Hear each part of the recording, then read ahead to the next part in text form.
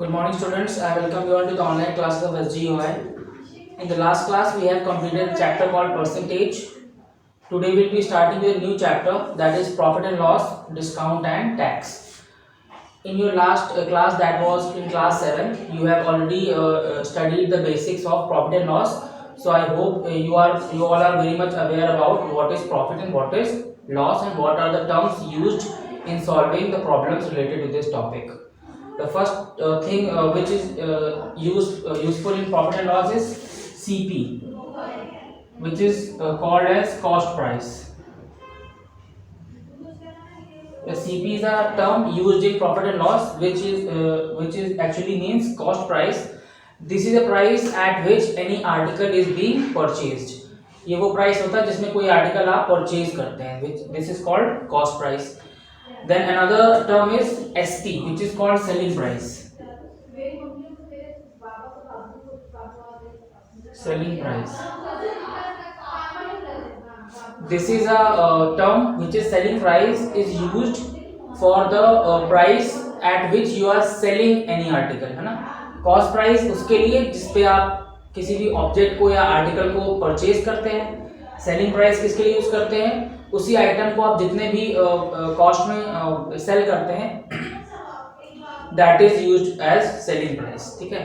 Then अगले terms आते हैं. One is first term is gain, और इसी को क्या बोलते हैं? प्रॉफिट. ठीक है. और another term which is use which is term to be as loss. ठीक है. कहीं पे भी गेन लिखा हो या फिर प्रॉफिट लिखा हो, both are the same thing, and another word is loss. ठीक है. अब कंडीशन ये आती है कि प्रॉफिट कब होता है हमें और लॉस कब होता है. ठीक है. तो in case of profit you know that कि प्रॉफिट होने के लिए जो एसपी है that should be greater than the CP. ठीक है. जब एसपी सीपी से ग्रेटर होगा तभी आपको क्या होगा? गेन होगा या फिर प्रॉफिट होगा. ठीक है. लॉस के केस में क्या होता है? जो कॉस्ट प्राइस होता है वो ज्यादा हो जाता है सेलिंग प्राइस से. ठीक है. तो these are the two terms. First is gain और प्रॉफिट. ये कब होगा? जब भी एसपी या फिर selling price is greater than the cost price. Then another term is loss. ये कब होगा? When cost price is greater than the selling price. ठीक है. उसके बाद दो टर्म और आते हैं. First is profit percent. Profit percent.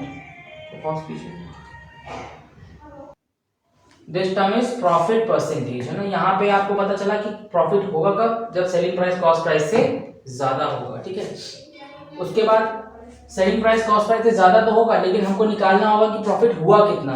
तो प्रॉफिट इज इक्वल टू कितना हो जाएगा? Profit will be is equal to selling price minus cost price. ठीक है. सिमिलरली लॉस, तो loss will be equal to cost price minus selling price. ठीक है. तो profit is SP minus CP and loss is CP minus SP. ठीक है.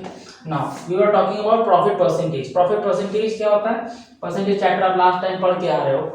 तो profit percentage is profit upon CP multiply by 100. ठीक है. नीचे सीपी क्यों ले रहे हैं? क्योंकि किसी भी ट्रांजैक्शन का जो बेस होता है वो कॉस्ट प्राइस ही होता है. ठीक है. कॉस्ट प्राइस ही बता आपको एग्जैक्टली इंफॉर्मेशन देता है कि आपको प्रॉफिट हो रहा है कि लॉस हो रहा है. इसीलिए जो उसका बेस होता है प्रॉफिट एंड लॉस में, वो हमेशा कॉस्ट प्राइस ही होता है. Next is loss percentage. तो सिमिलरली लॉस परसेंटेज के लिए क्या करेंगे? आप ऊपर रखेंगे लॉस एंड अपॉन सीपी और मल्टीप्लाई बाय 100. ठीक है. प्रॉफिट कैसे कैलकुलेट करेंगे? एसपी माइनस सीपी करके, और लॉस कैसे कैलकुलेट करेंगे? सीपी माइनस एसपी करके. ठीक है. तो these are the few terms and few formulas which are important for this chapter. Specially exercise 7.7a जो है वो इन्हीं कॉन्सेप्ट्स पर बेस्ड है. ठीक है. So let's start with the exercise now.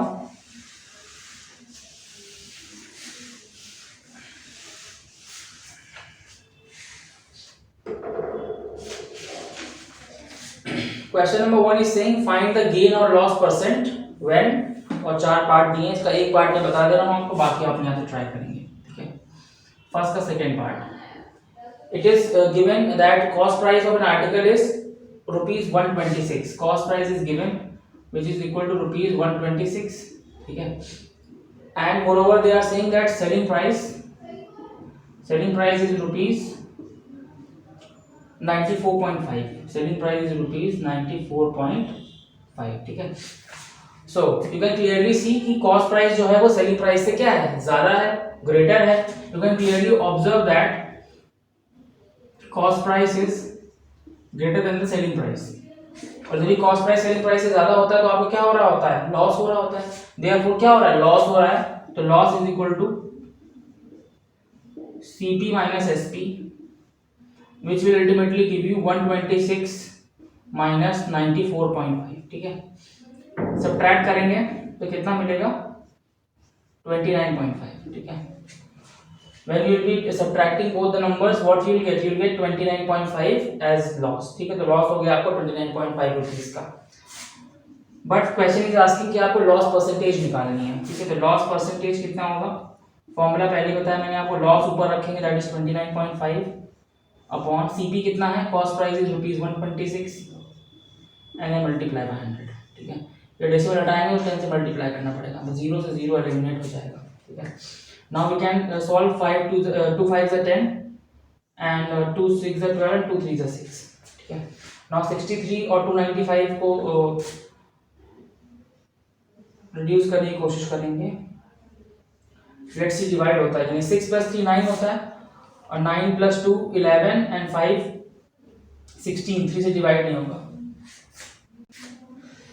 यहाँ पे 31.5 होगा सब्ट्रैक्ट करने पे, यहाँ पे रॉन्ग हो गया था ये, दिस विल बी 31.5, ठीक है, 31.5।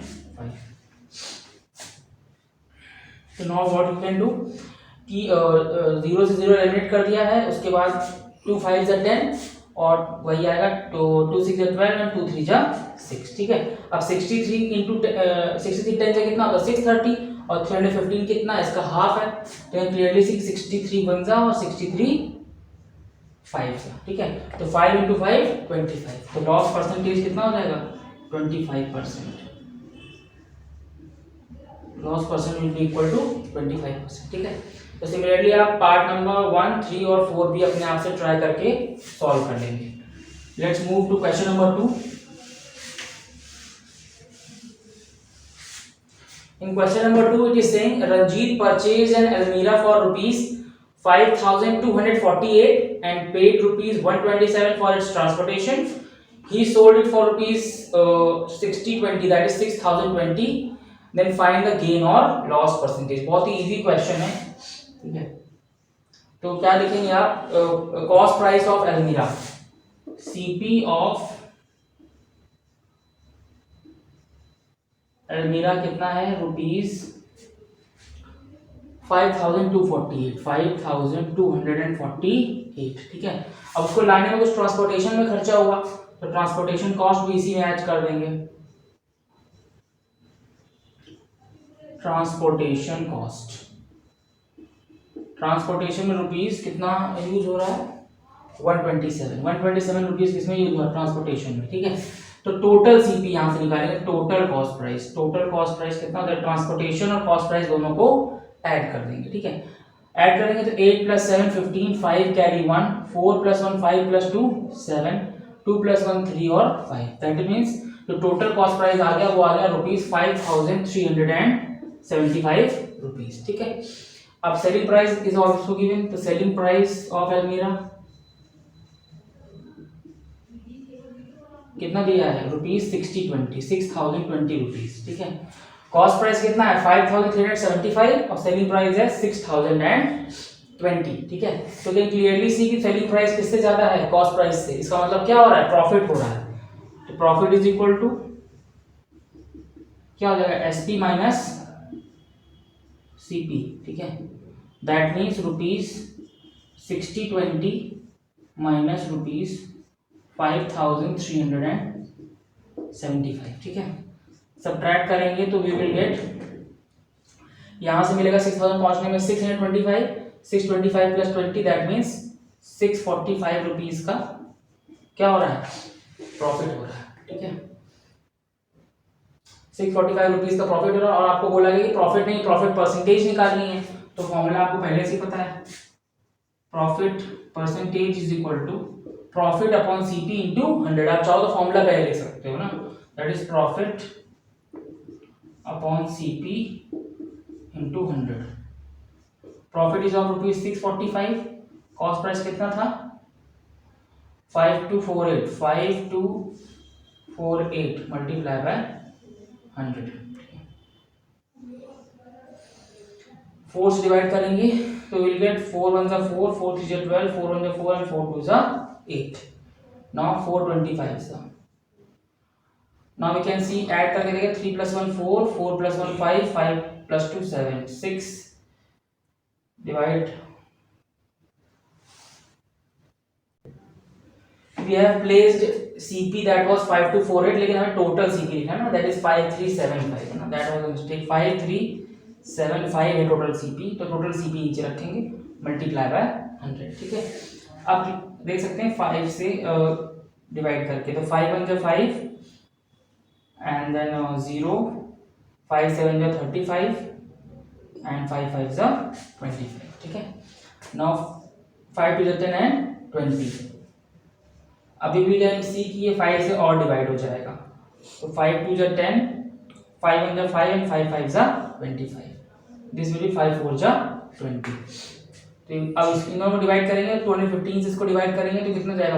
1 जा और ये 3 जा. Now 4 into 3 that is 12%. So profit percent is equal to 12%. This is the answer of this question number 2.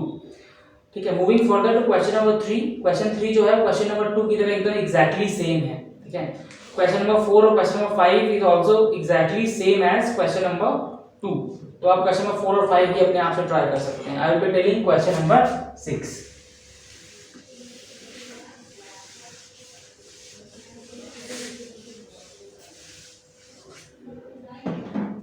Question number 6 is saying Hira bought 25 kg of rice at rupees 48 per kg and 35 kg of rice at rupees 60 per kg. ठीक है, he sold the mixture at the rate of 66 per kg.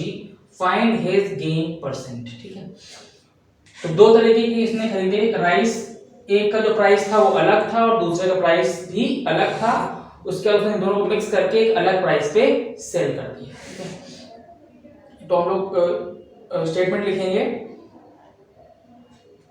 Rice bought at 48 पर KG. एक rice था जो 48 पर KG मिल रहा था, तो लिखेंगे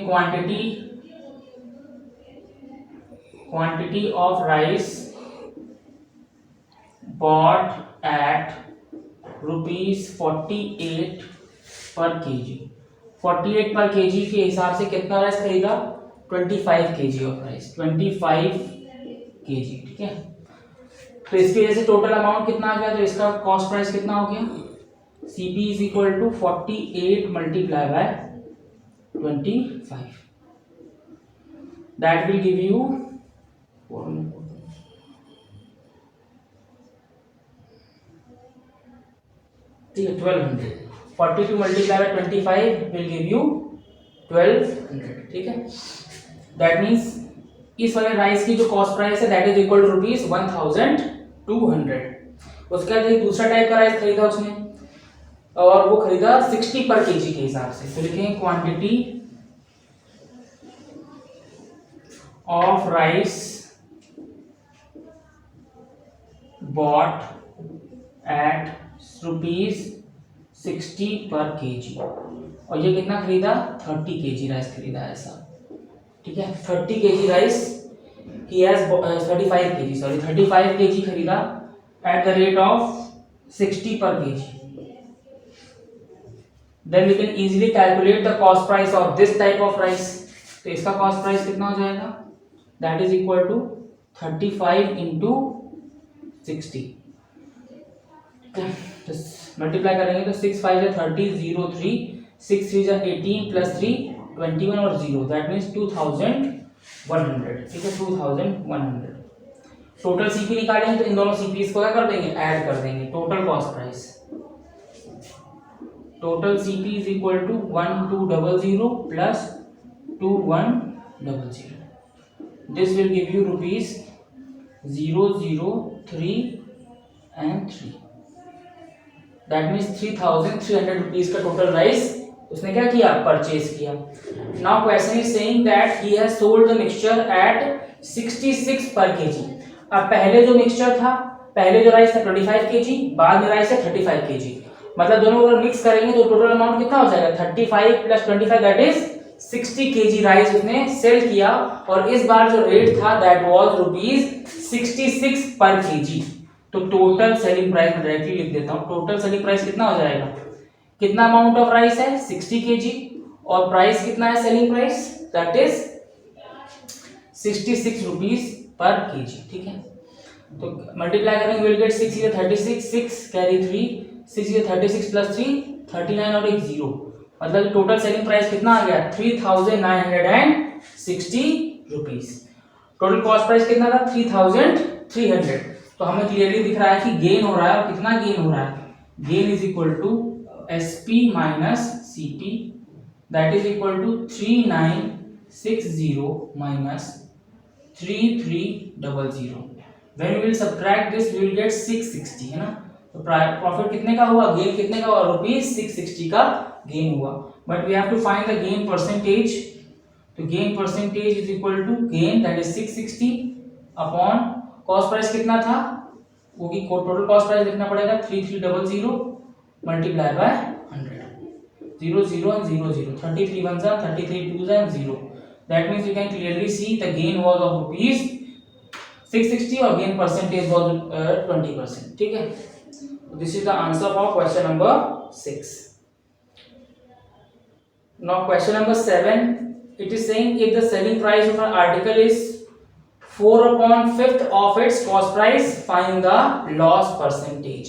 तो ऐसे क्वेश्चन इसमें बोला जाए कि 4/5 है, 1/3 है, समथिंग लाइक दैट, तो उसमें आपको क्या करना पड़ेगा, कॉस्ट प्राइस को लेट करना पड़ेगा। और आप कॉस्ट प्राइस को लेट कर लेंगे 100 और उसके हिसाब से क्या निकाल लेंगे, सेलिंग प्राइस निकाल देंगे। और वी कैन क्लियरली सी अगर यहाँ पे 100 लेट करते हैं कॉस्ट प्राइस तो सेलिंग प्राइस कितना आ जाएगा 4/5 of cost price that is 4/5 multiply by 100। और जब इसको सॉल्व करेंगे तो आएगा 80 रुपीज, मतलब कि 100 रुपीज कॉस्ट प्राइस है तो सेलिंग प्राइस कितना है 80 रुपीज है। तो क्लियरली आप देख पा रहे हैं कि लॉस हो रहा है कितने का 20 रुपीज का। तो आप लॉस परसेंटेज इजीली कैलकुलेट कर सकते हैं। ठीक है, सिमिलरली क्वेश्चन नंबर 8 को भी आप ऐसे ही ट्राई कर सकते हैं। Now let's move further, I am telling question number 9।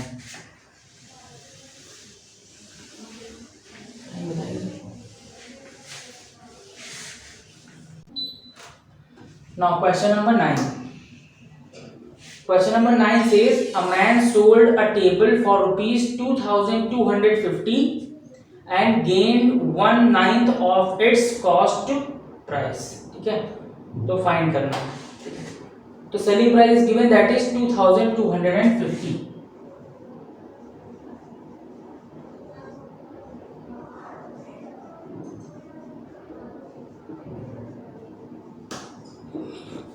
Selling price of the article is given that is ₹2250।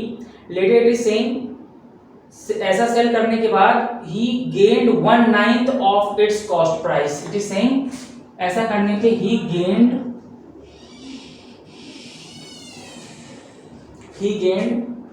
1/9 of its cost price, 1/9 of CP।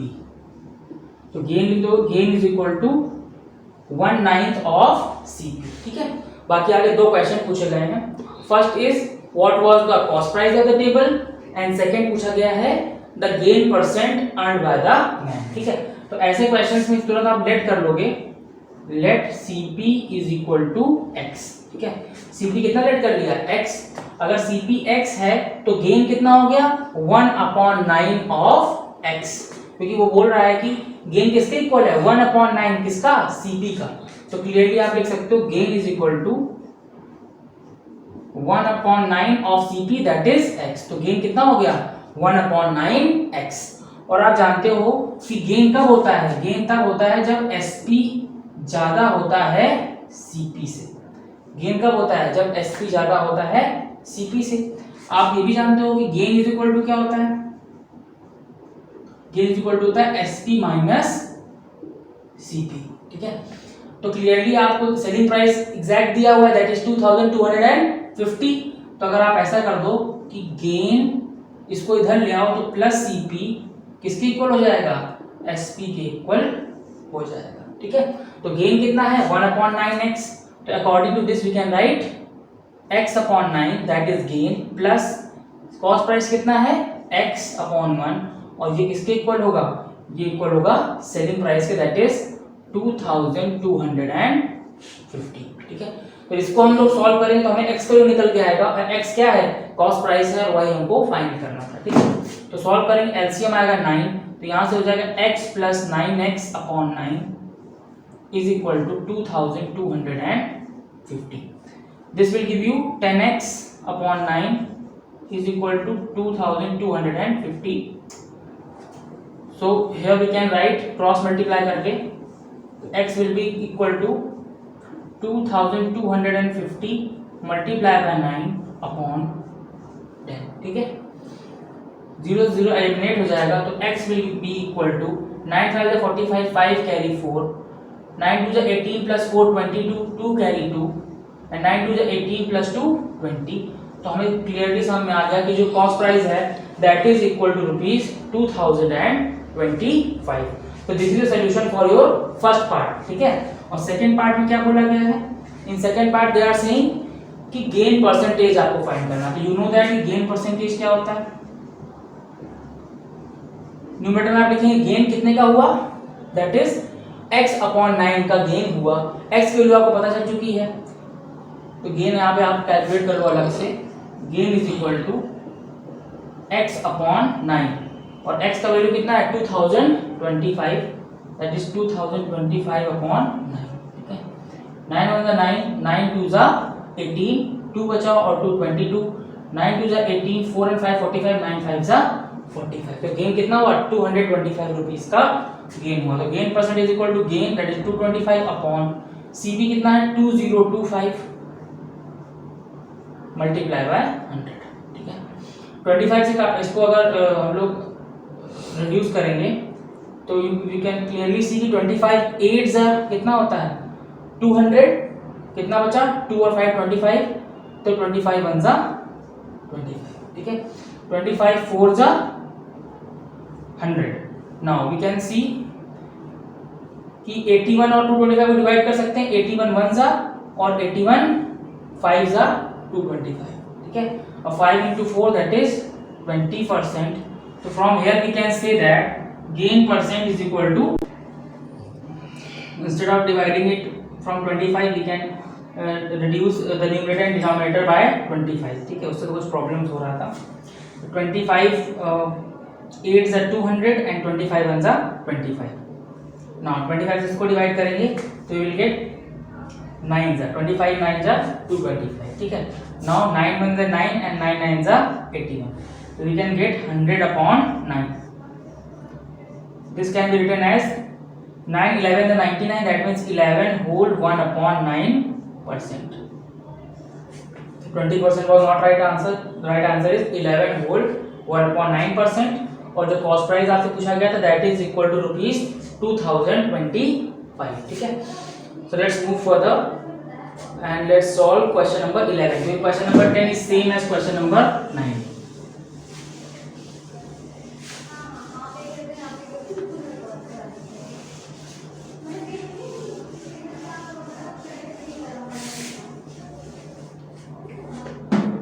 question number 11, in question number 11 it is saying a cycle was sold at ₹10% gain।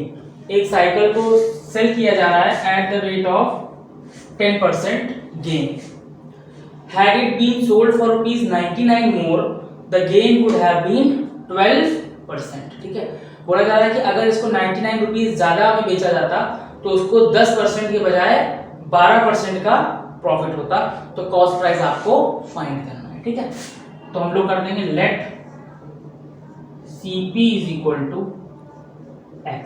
ठीक है, हम लोग CP का late कर लेंगे x। Now question says कि इसको बेचा गया 10% किसमें, प्रॉफिट में, तो gain is equal to 10%। Gain is equal to 10%। तो यहां से सेलिंग प्राइस कितना आ जाएगा, that is equal to x plus 10% of x, मतलब यहाँ पे x ही होगा। We will solve this, तो we will get 100x plus 10x upon 100, that is 110x upon 100। 0 0 element करके इसको लिख सकते हो 11 upon 10x, ठीक है। अगर इसको 10% प्रॉफिट में बेचा जाता तो सेलिंग प्राइस कितना होता, 11 अपॉन 10x होता, ठीक है। लेकिन बोला जा रहा है कि अगर 99 रुपीज ज्यादा में बेच देते तो प्रॉफिट होता 12% का। तो ये फर्स्ट केस था, दिस वाज फर्स्ट केस, ठीक है। सेकंड केस में बोला जा रहा है प्रॉफिट होता कितना, 12% का, अगर 99 रुपीज ज्यादा में सेल करते। इसका मतलब है कि इन यहां से जो सेलिंग प्राइस आएगा और यहां जो सेलिंग प्राइस आया है, दोनों का डिफरेंस किसके इक्वल होगा, 99 के इक्वल होगा, ठीक है। तो यहां से ये है SP1, SP2 will be equal to cost price same ही है x प्लस, अब गेन कितना हो रहा था 12% का, दैट इज 12 अपॉन 100x। इसको सॉल्व करेंगे तो we will get 100x plus 12x upon 100, that is equal to 112x upon 100। 4 से डिवाइड करेंगे तो यहाँ से आएगा 28x अपॉन 25, ठीक है। This will give you 28 upon 25x, ठीक। अब अकॉर्डिंग टू द क्वेश्चन दोनों सेलिंग प्राइस का डिफरेंस किसके इक्वल होना चाहिए, 99 के इक्वल होना चाहिए। तो we can clearly see here जो सेलिंग प्राइस है वो ज्यादा है, यहाँ सेलिंग प्राइस क्या है, कम है। तो SP1 minus SP2 should be equal to 99, this is according to the question, ठीक है। So SP2 minus SP1. SP2 is 28x upon 25 minus 11x upon 10, that is equal to 99, ठीक है। एलसीएम लेंगे तो एलसीएम कितना आएगा, 50 आएगा। 25 2 जा 50, 2 into 28 56x माइनस 10 का डिवाइड करेंगे, 10 डिवाइड करेंगे 50 को तो 5 टाइम्स आएगा, 5 into 11 55x is equal to 99, ठीक है। Now we can clearly see 56x minus 55x कितना बचेगा, x upon 50 is equal to 99।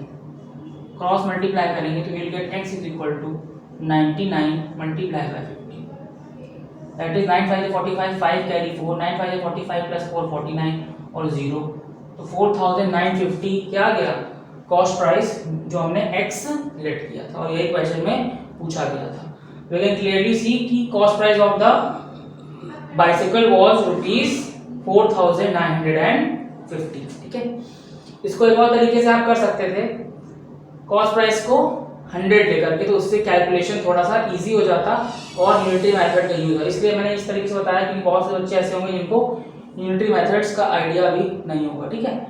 Now let's move further to question number 12 and 13 which are same as question number 11, तो आप अपने आप से try करेंगे। Now question number 14।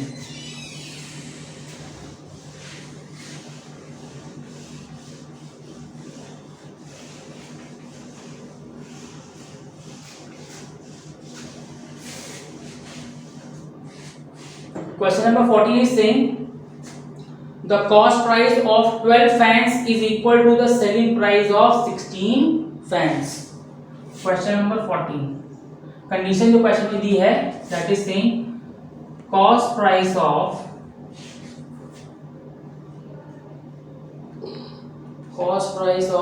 12 fans is equal to selling price of 16 fans। So condition is given cost price of 12 fans is equal to selling price of 16 fans, ठीक है। तो एक तरीका ये है कि हम लोग x लेके कर सकते हैं इसको, ठीक है।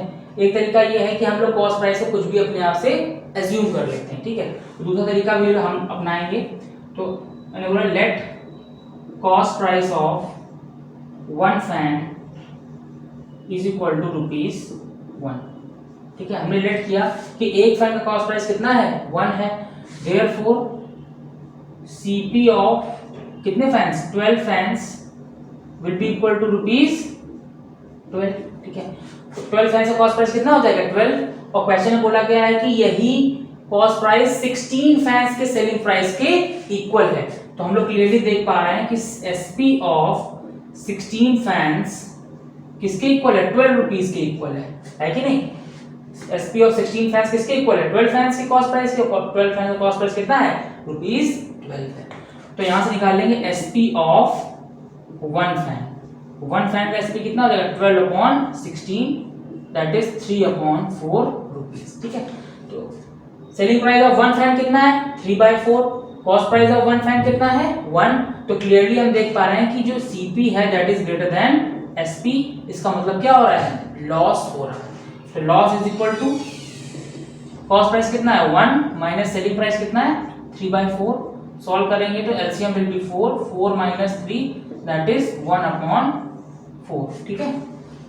लॉस कितना आ गया 1/4। हमें निकालना है लॉस परसेंटेज। तो आप जानते हैं लॉस परसेंटेज इक्वल क्या होता है, लॉस अपॉन CP इंटू 100। तो loss is equal to 1/4। CP कितना है एक फैन का 1 into 100, you can write it 1/4 into 100। तो we can say loss percent कितना आ गया 25% इज द लॉस percentage, ठीक है। So that is all in today's class. We will be discussing few more questions of this exercise in our next class and the theory of the next exercise also. Thank you.